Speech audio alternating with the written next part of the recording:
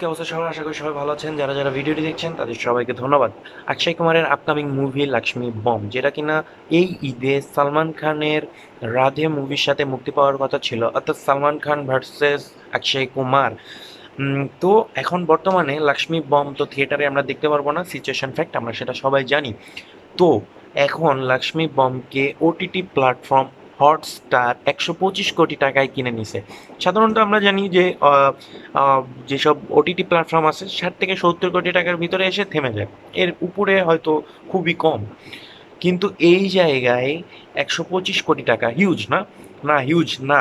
কারণ এই মুভিটা যদি থিয়েটারে রিলিজ করতো তাহলে মিনিমাম 200 কোটি টাকা ইনকাম করতো, কারণ এই মুভির স্টোরি, বেস লাইন এবং অক্ষয় কুমারের লাস্ট স্টোরি, মানে মুভিগুলোর যে আমরা রেশিও যদি দেখি, তাহলে সব কিছু রেশিও মিলায়া অনেক আগায়া অক্ষয় কুমার।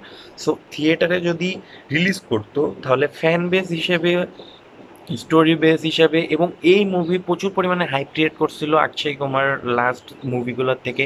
যেমন হাউসফুল 4 যখন রিলিজ করে তখন কিন্তু আমরা এই পোস্টারটা যখন শেয়ার হয় তখন থেকে কিন্তু হাইপ ক্রিয়েট হয় অক্ষয় কুমারের এই পোস্টারটা।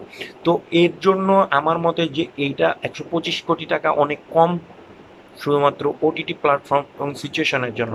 তো সেখানে তো আর কিছু করার নাই। এখন আসি বড় ফিল্মগুলোতে, বড় বাজেটের যে মুভিগুলো, যেমন সূর্যবংশী, এখানে তো রোহিত শেট্টি নিজে বলেই দিছে যে আমি আমার মুভিকে থিয়েটার ছাড়া রিলিজ করব না।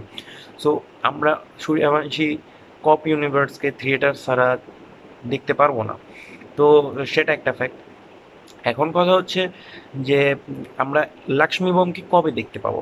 লাক্ষ্মী বোমকে আমরা দেখতে পারবো ঠিক 2 মাসের মাথায়, কারণ এখনো কিছু কাজ বাকি আছে, ডাবিং করা বাকি আছে, কালারের ব্যাপার স্যাপার, যে কালারের ভিশনের ব্যাপার স্যাপার আছে সেগুলো এখনো সেই কাজগুলো এখনো বাকি আছে।